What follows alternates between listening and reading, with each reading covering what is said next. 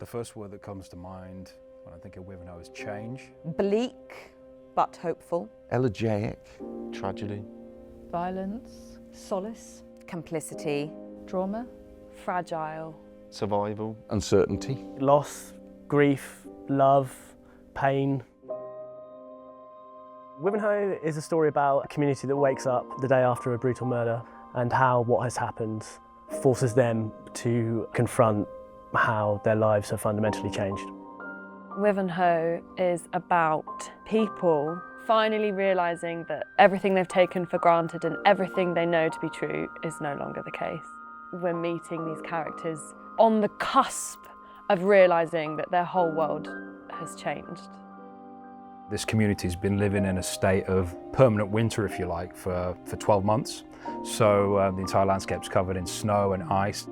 What do you do when none of the normal structures of society are working anymore? There's no access to law or law enforcement or judgment. How do you deal with situations where there are no longer any consequences to your actions? It's really difficult to do plays about environmentalism and climate change and have audiences actually engage in it. I think Wivenhoe, the novel and the play, do it really well, but it's always just the peripheries. You can't ignore it, but it's also never really explicitly talked about. It's about this family and this awful things happening between these people, which have resonances to that context of climate change.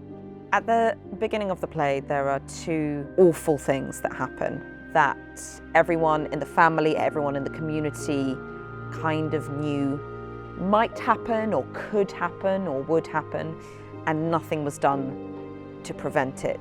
And in a way that echoes our collective inaction with regards to the planet. Wivenhoe comes at such a perfect time because it speaks to climate change, but it also speaks to this other thing that's happening, which is small towns and small communities getting smaller and smaller and sort of disappearing into these big, huge cityscapes. One of the most exceptional things was there's an immensely powerful evocation of place about Wivenhoe in the novel. And it's clearly because Sam was born and brought up here. I grew up in Wivenhoe, so it seemed like the obvious place to set it. You have an instinctive geographical understanding of the place where you spent your formative years, and that kind of allows you to move through a community and a neighbourhood that has been kind of half erased.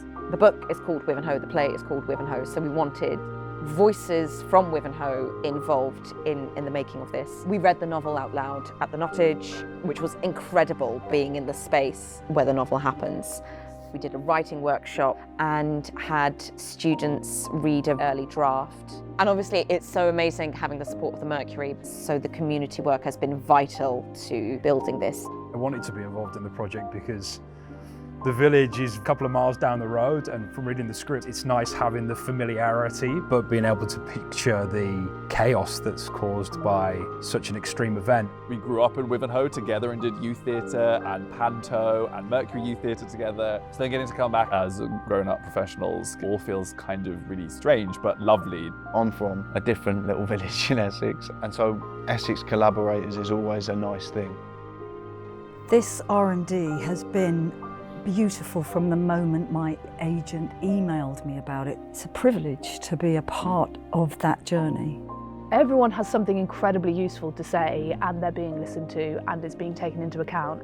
This week working with actors, it's kind of giving up control, which is terrifying and also thrilling. You know, it's such a gift to have these people, these characters that you've thought about for years, to see them embodied it's very moving. I think it's interesting doing something which is being adapted from a book into a play. Yeah, and I've definitely found that so helpful, having the source material there to bring back, especially if I felt it would help my character, because then it helps tell the narrative. I've loved this whole process. Everyone's been really, really respectful, but not precious. That's why we've made so many discoveries, because it's all there. Every single thing that we've discovered is there in the book, and it's how do we bring that to stage. I think people should come see this play because it is engaging. It's very engaging. I felt like I was on the edge of my seat. I think people should watch this play because it's a very good watch and it intrigues you the whole way through. It was so interesting to watch, and it was definitely, a lot of it was unexpected. I think the sense of place is the biggest thing about the play that I enjoyed. The play talks about themes that are very contemporary, relevant, very important, but in a way that is very accessible, and yeah, I think it's got a very long shelf life.